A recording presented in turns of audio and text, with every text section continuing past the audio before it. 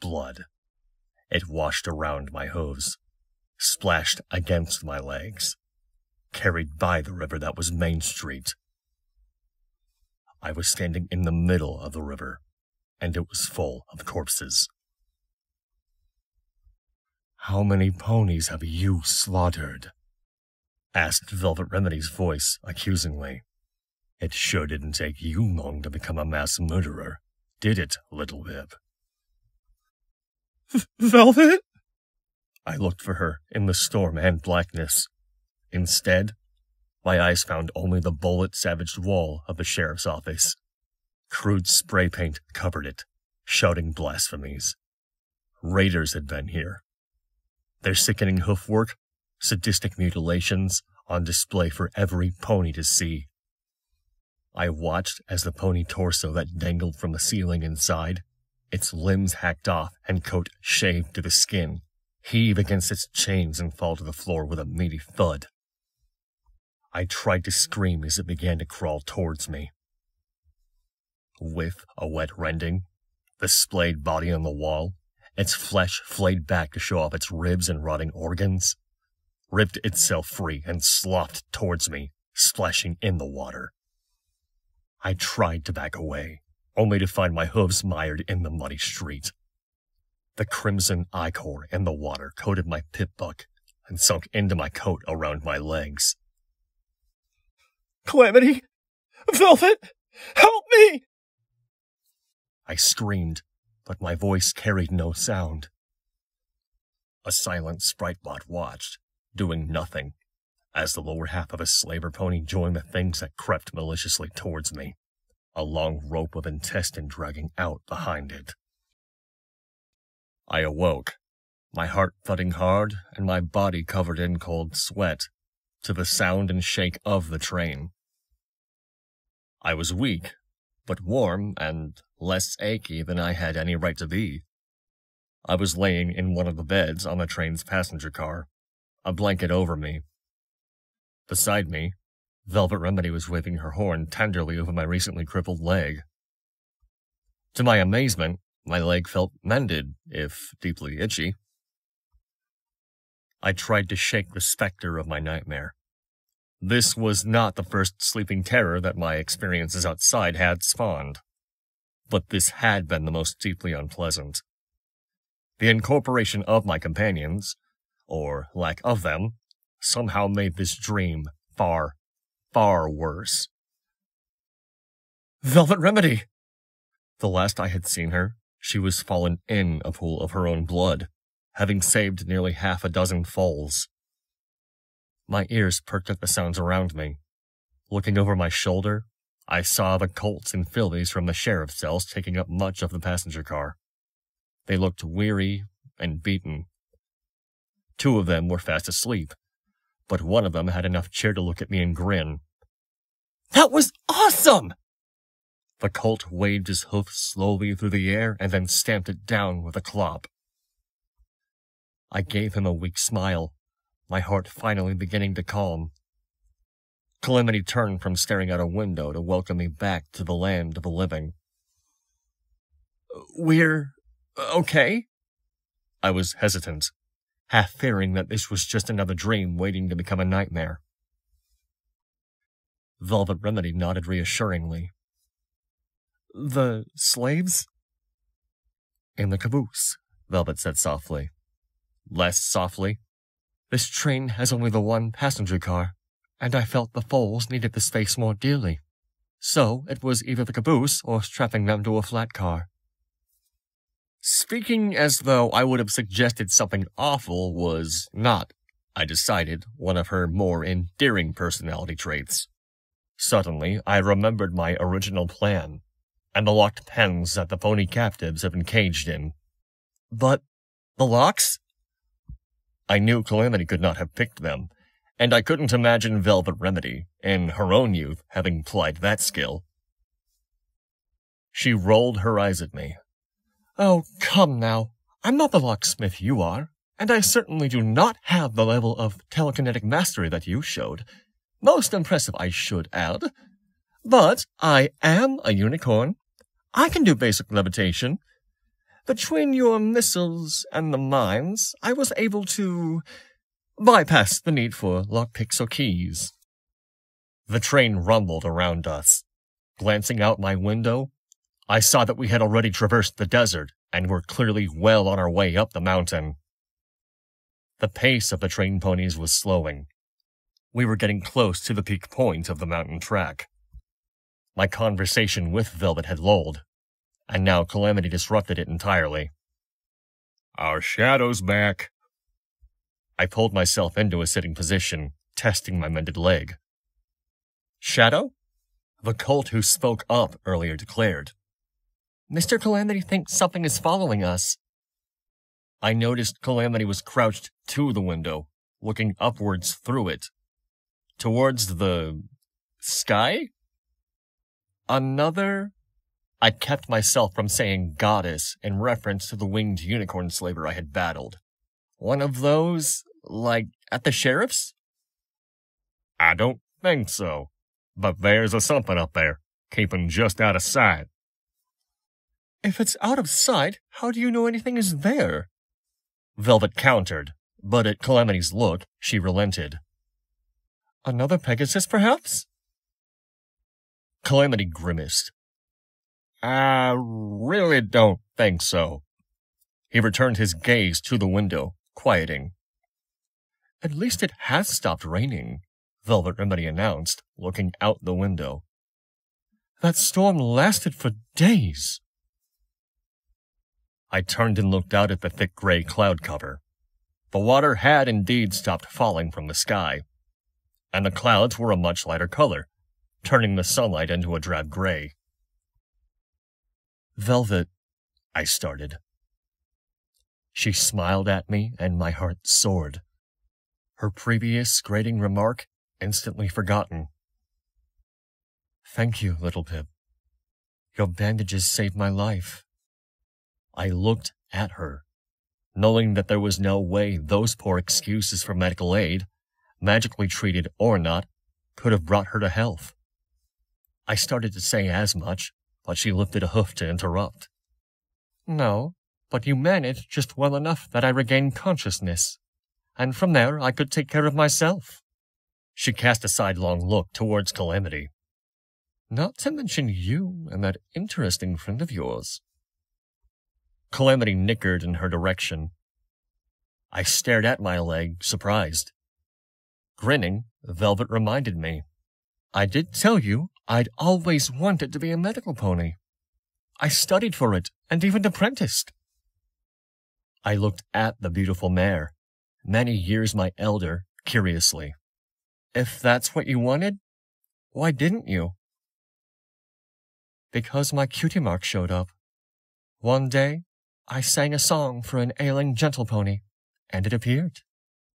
A songbird. A nightingale, to be precise. And when your cutie mark appears, your place in the stable is decided." There was a sad matter-of-factness in her voice. It was a truth I knew all too well. "I even begged the overmare, but clearly it was to be my destiny to be an entertainer. My fate was written on my flanks. My voice was the most beautiful in the stable, and I could not deny that I could sing, or that I even enjoyed it a fair bit. The overmare even showed me my genealogy, proving that I was the many times great-granddaughter of Stable-2's first overmare, who herself was also a legendary singer." I nodded, having heard the heart-wrenching music myself while in Turnpike Tavern. How could I fight the weight of all that? The overmare. She graciously allowed me to indulge my hobby in the small times when it wouldn't interfere with my new duties of uplifting the stable's flagging morale. But my dreams, I was told, were not for me. Suspecting the answer, I had to ask the question. "Velvet, why did you leave the stable?" Velvet whinnied demurely. "Again, because of my cutie mark." She turned, pulling away one of the medical boxes to show me the nightingale on her flank. Wings outstretched, beak open in song. Do you see what it is not, little Pip? I saw what it was, what it had always been, a bird of beautiful song. It is not a bird in a cage, Velvet Remedy said, her voice pleased. And if it is not, then I was not meant to be either. Come horror or ill, I needed to be free. I'm gonna take a walk outside. Maybe stretch my wings. I looked up from the book I was reading to pass the time. Turns out, Equestrian Army today was all about battle saddles. The train was slowing to nearly a stop. The engine had already crested the peak, and the train ponies were drawing the rest of the train down over the lip and around the next bend before releasing it and jumping aboard themselves. There wasn't going to be another chance to get some fresh air, or for Calamity to get himself a better look at our shadow. I nodded, bidding him go. Velvet Remedy was probably on her way back from the caboose. She had been making regular checks on the adult ponies we had rescued, and I was entertaining taking a quick trot for myself once she was here to watch the foals. I waited, time seeming to have slowed to a crawl like the train itself. She was taking her sweet time. Had she possibly gotten lost? No, that was silly. You couldn't get lost in a train, could you? I chuckled as I realized that, if I ever got lost in the train, my Pip-Buck's automap spell would guide me.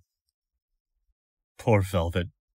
However could she find her way on a train without it? I had offered Velvet Remedy her Pip-Buck, but to my shock she had refused it. I stressed how unbelievably useful a tool it was in the equestrian wasteland. She said I could keep it as a gift, and as an apology for having given it to me in the first place. She didn't blame herself for my leaving the stable, but she regretted having played a hoof, and truthfully, a whole pony, in my decision. I had tried one last time, and she finally told me flatly, I escaped that prison. I will not wear its shackle, no matter how gilded a shackle it might be. At that, she had left to check the ponies in the caboose. I was brought out of my reverie by the draconic roar of minigun fire, followed by the death screams of the train ponies. A mere second later, I heard the switch-pulling team, who were currently acting as guards, open fire in return. The foals began to panic. I was attempting to calm, or at least corral them, when Velvet Remedy returned through the back door, looking worried. At nearly the same moment, one of the train ponies from the switch team burst in, shouting and waving his paws, a lever-action shotgun floating by his side. Slaver ambush! Protect the children! What? How could they have gotten ahead of us? Before I could ask, a grizzly pony wearing slaver armor, spiked hooves coated in the blood of train ponies, broke into the passenger car and reared up, intending to end the life of another. I didn't have time to think. I just drew my assault rifle and fired at him. The train pony ducked, his own gun swinging around and unloading into the slaver. I couldn't tell whose shot felled him. Flashes of my nightmare came back to me.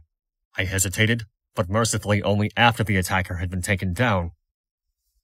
Then, with a stomp, I activated my EFS and watched the flurry of red marks fill my forward compass, milling about the few friendlies that were in front of me. I turned to Remedy, levitating out the needle gun and fitting it with a marked clip.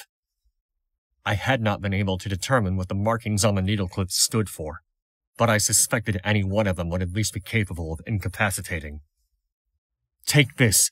Guard the foals with your life. I'm going to help up ahead. Better to take them down before they got back this far, if I could. Velvet Remedy stared at the needle pistol as if it was diseased.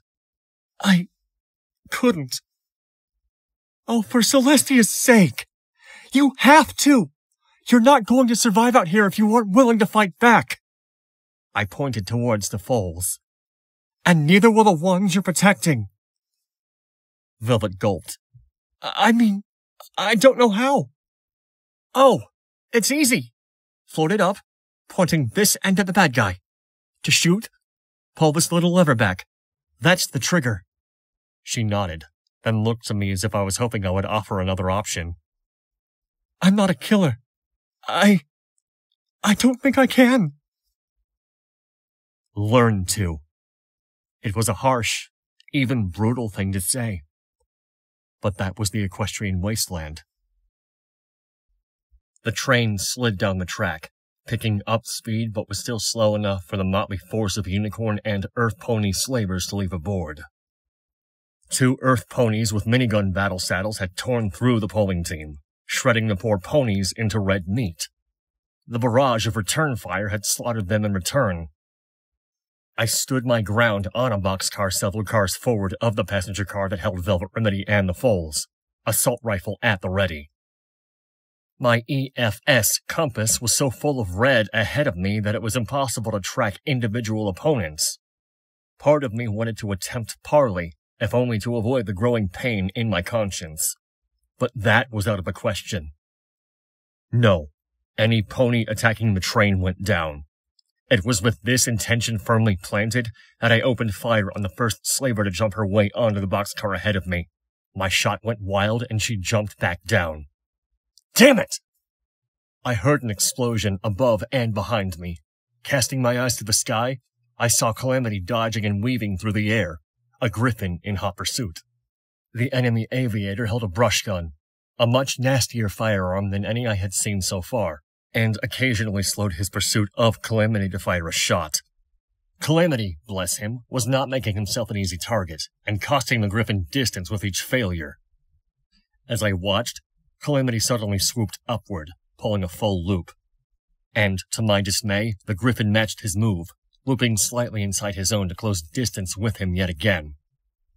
I heard clopping coming closer, but as I turned my attention back to the boxcars ahead, I saw nothing. Confused, I took a step towards the edge, looking down to see if they were racing up along the ground. Only to find 3 slaver ponies racing along the side of my boxcar, passing me. Somewhere, a slaver unicorn was aiding them with spells. A magic glow held their hooves to the side of the moving train. "Luna rape you with her horn!" I growled, feeling incensed at the magical trickery, and swung about the assault rifle, firing into their hindquarters, flanks, and necks as they raced down the next boxcar towards the passenger car. 2 ponies screamed as they fell from the train, mortally wounded, one breaking his neck in the fall, but the third made it to the gap between cars before I could bring my weapon to bear on him. The train was moving at a fair clop now. I raced along the roof, jumping to the next car and skidding to a stop. I looked down between the cars and quickly pulled my head back as the slaver spotted me and fired a mouth-held submachine gun into the air where my head had just been. Focusing, I pulled the wide-eyed slaver up out of his hiding space. Then something hit me from behind, sending a stripe of searing pain up my back. I dropped him, the damnably lucky bastard falling safely onto the roof just across the gap. I was surrounded now. The pony I had missed before had come up behind me while I was focused on this new one, a whip clenched in her mouth as she wielded with hellish accuracy. With a crack of her whip, she knocked my assault rifle out of the air, the weapon sailing out over the cliff face the track was skirting. The SMG slaver had taken my moment of surprise to reload, and now grinned. In his mind, he had already killed me. Another explosion from above, and 2 bullets ripped through the slaver, felling him. His body, SMG still clenched in his teeth, slid off the boxcar roof. A moment later, Calamity swooped low over the boxcar and banked sharply, his hooves scraping along the cliff that rose up above us on the other side of the train. The griffin swooped over the train in pursuit. I ducked. The whip pony wasn't quick enough and got clipped by one of the griffin's wings, the hit cleanly decapitating the slaver pony. I felt my heart skip a beat as I saw the blades that adorned the forward edge of the griffin's wings. Scooping up the decapitated pony's whip, I knocked the rocking head off the side of the train. I curled the whip into my saddlebags, brought out my combat shotgun, and moved, first to one side of the boxcar, then the other. The spell the slavers were using changed the situation dramatically, and I was painfully worried about how many had gotten past me before I wised up to it. Further up the train, I heard more gunfire as the remaining train ponies fought for their lives, Down the train, I thought I heard Velvet Remedy scream. I turned towards the sound, my hindquarters to the front of the train when something thumped hard somewhere towards the front of the train. And then the train gave a shudder as its wheels crunched through a body that had fallen down onto the tracks. Calamity landed deathly beside me. I stared at him in surprise, and he seemed to blush as he hoofed at his mane. I'm afraid Razorwing couldn't join us. He refused to get off on the tail, even when I swooped between two of the cars. Calamity smiled, looking around as if trying to find a missing friend. I swear he was right behind me just a moment ago. I smirked, then pointed a hoof towards the passenger car. Go help Velvet! Calamity nodded and took to the air, not even needing to fly as the now galloping train brought the passenger car right to him. I saw him disappear into the gap in front of it, and then gallop to the aid of the train ponies. As I did so, a frightened voice in my head asked me what my life had become. What I was becoming. That there were so many ponies who wanted to take my life, and that I was charging towards them? The last survivor of the train ponies and I raced across the rooftops and dived down into the open door of the passenger car as twin beams of pink magical energy zorched the sky, fired from a white unicorn raider's battle saddle. The train pony who had been with us seconds ago was now nothing but sparkling pink ash blowing away in the wind. The passenger car was empty. Sort of. The body of a black-coated slaver hung from the ceiling, filled with needles. The spell on its hooves was keeping it from falling to the floor, even after death. It gave the earth pony with me quite a start. To be honest, I might have shrieked just a little too. I tell you! I prefer slavers who shoot bullets! The train pony gasped, recovering. You can't wrap a bandage around being turned to dust. I quite thoroughly agreed. Velvet Remedy ran in through the back door, coming off the flat car behind. Seeing the train pony, she motioned for him to lead behind her. Please, go meet up with Calamity. He's at the caboose. We've got a nasty one on the way, I warned her. And another 4 coming behind her. I think these are the last of them, but one is using a battle saddle with magical energy weapons. Velvet Remedy nodded warily, then looked up and pointed at the corpse above. This one came in on the roof, like an insect. She was clearly shaken, more at having to take a life than the strangeness of the circumstances, but I suspected she couldn't bring herself to focus on that. Not yet. I began to wonder if her occasional unpleasantness wasn't part of some coping mechanism for dealing with the horrors of the equestrian wasteland. The earth pony trotted past her, reloading his weapon and bucking the door closed behind him. A minute later, Calamity galloped up. Every pony's in the caboose and I've kicked it off. The slavers won't be getting to them from here. He lowered his head and stomped at the ground. Here's where we hold the line. There was no time for discussion. Calamity had barely spoken his intent when 3 slavers, led by the unicorn pony, came into the car at us. Not from in front or behind, but through the windows. The passenger car exploded into violence. Sats locked onto the slaver pony coming through the window on my left. At this range, I could hardly miss. Unfortunately, neither could they. Velvet Remedy's horn glowed as I fired into the chest of my first target, once and again. His armor stopped much of the damage, but it knocked him back, his own shot grazing my cheek. I turned to the second, but not quickly enough to stop him from swinging his magically enhanced sledgehammer right into my ribcage. The pain was blinding. I could hear ribs snapping under my armor. My squeal of pain did not stop him from bringing down a second blow across my back. Ditsy-Doo's armor dissipated the blow across my body, saving me from a broken back and a very short, paralyzed life. Calamity had fired off a double shot from his battle saddle, tearing gaping holes in one of the slaver ponies coming in on his side. Bloody innards splattered across the bed, wall, and window. The last went for Velvet Remedy.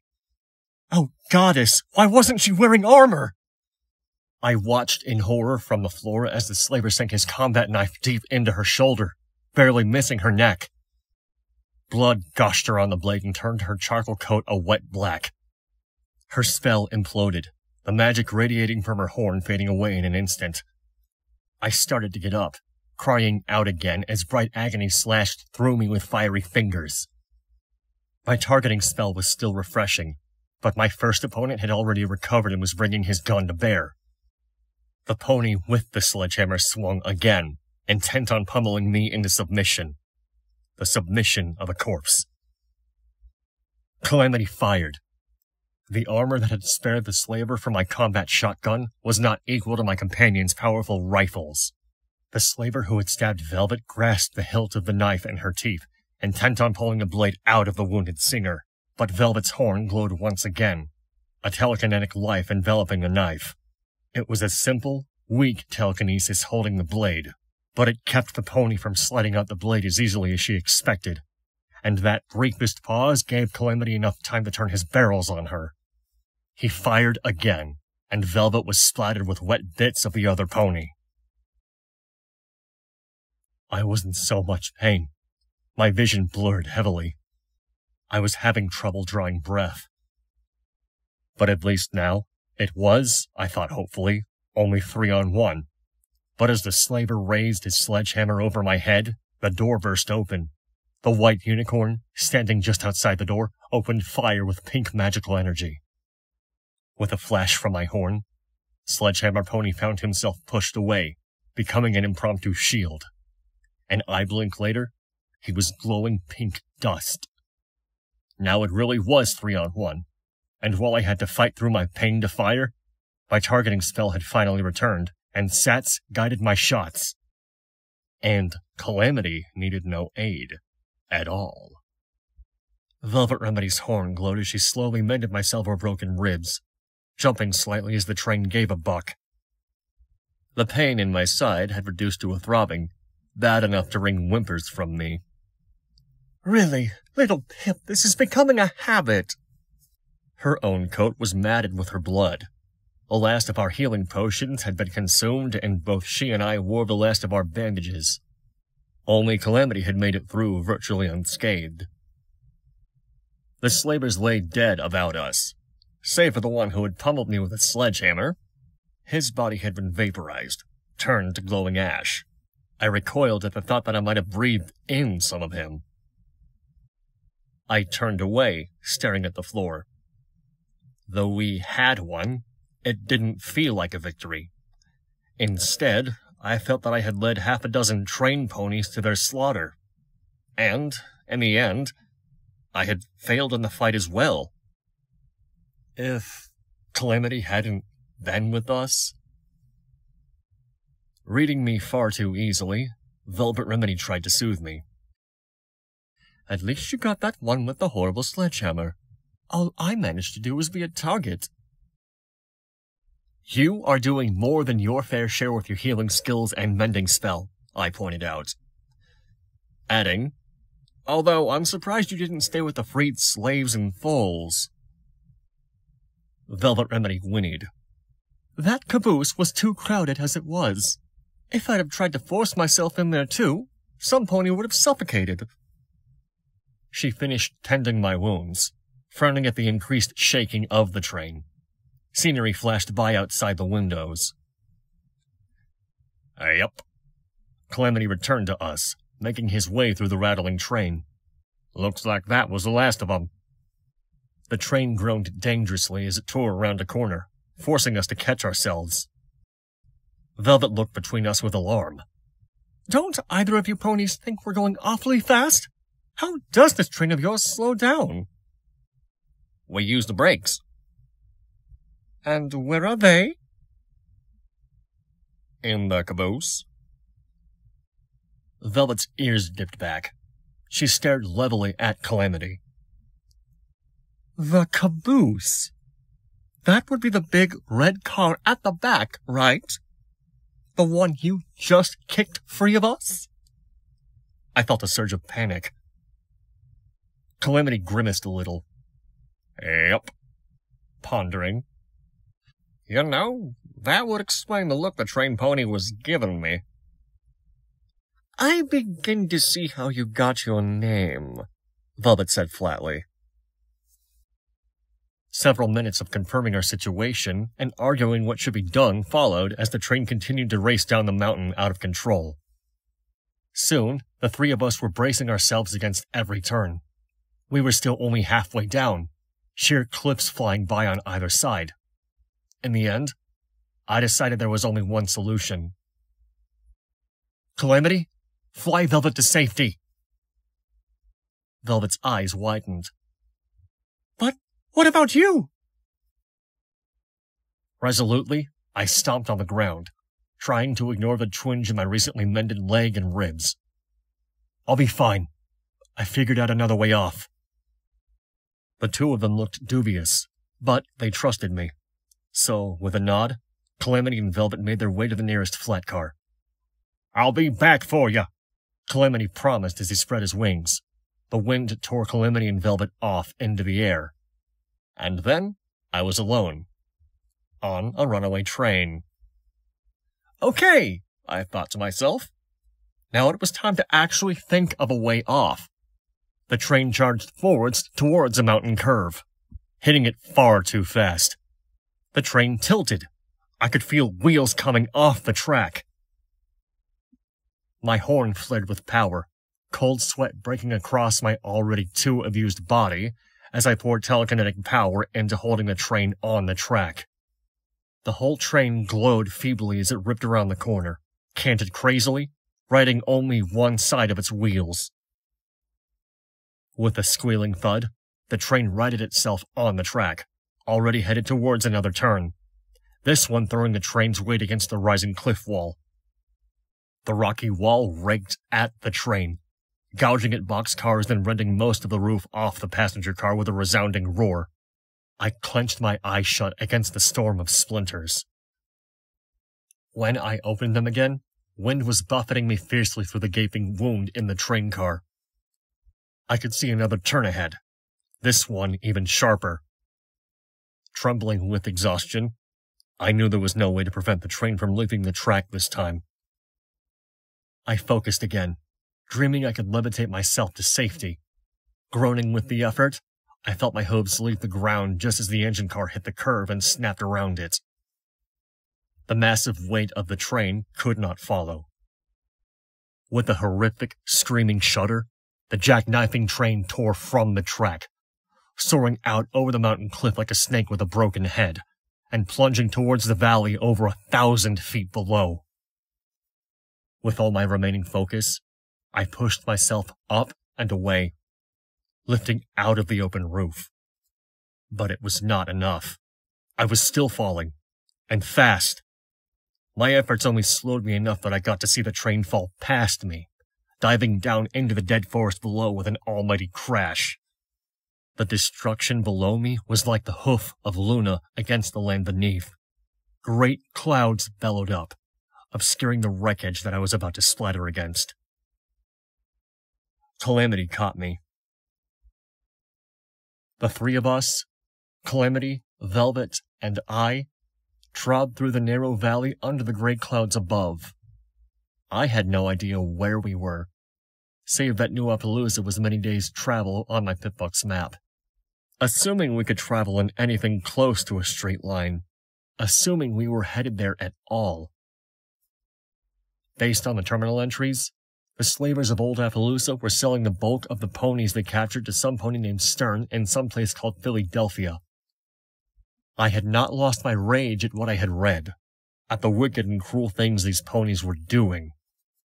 I kept it at a low simmer in the back of my mind. If I had my way, Philadelphia was next. But I could not ignore our more pressing concerns. We were in desperate need of medical supplies. Likewise, the water and food Calamity and I had packed was insufficient to support 3 ponies for several days. We needed safe shelter and resupply.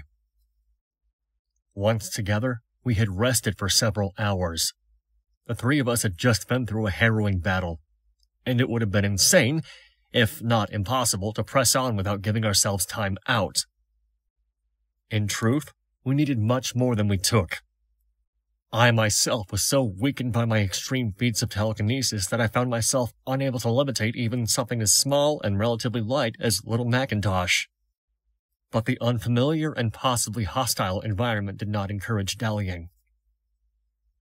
The valley was strewn with black, dead trees and bits of debris. Not from the train, whose crash site was now miles behind us. These told us the devastation of Equestria's apocalypse. Fallen sky chariots and similar vehicles marred the land. According to Calamity, we were now below the outskirts of what had once, high above us, been the Pegasus city of Cloudsdale. Now there was nothing up there above the clouds. And on the ground, the only grave marker for the sudden ending of so many pony lives were the scattered wrecks of Pegasus vehicles that had been too far from the city to be instantly consumed, but not far enough to save those pulling them. Inappropriately upbeat music, heavy on the tuba, floated like a siren song through the valley. My ears perked, and I began galloping towards the source, my surprised companion scrambling to follow suit. "Little Pip?" Velvet gasped. "What is it?" Calamity was no less confused. He knew the sound of a sprite bot, but could fathom no reason I would be in such a hurry to catch it. Reaching the sprite bot, I enveloped it with my horn's magic, dragging it to attention before me. "Watcher!" Calamity landed, looking at me strangely. Velvet, considerably further behind, dropped to a trot as she saw no sign I was in immediate danger of being crippled yet again. "Watcher!" I shouted crossly, giving the annoying sprite bot a firm shake, as if doing so would shut off the music and summon my cryptic acquaintance. "Watcher, I know you can hear me! I need you right now!" "Little Pip?" Calamity began slowly.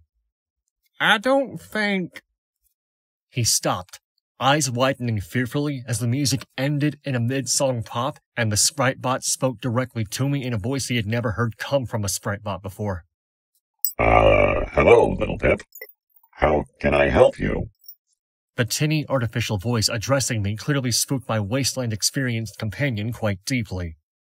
"I need you to send a message to New Appaloosa.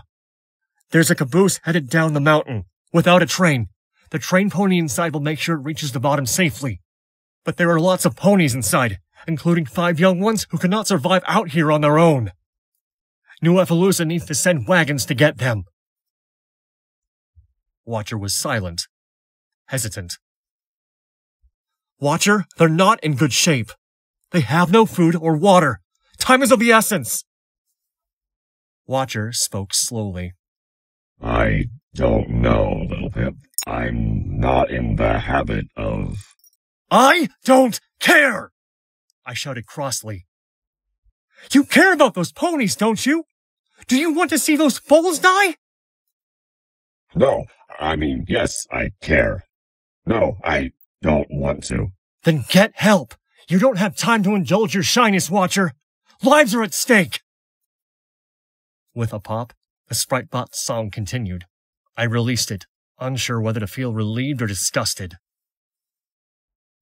"Little Pip?" Velvet nickered, clopping up close to me. "If you keep ordering your friends around, you'll soon find you don't have any." I frowned, reminded suddenly of my friendless nightmare.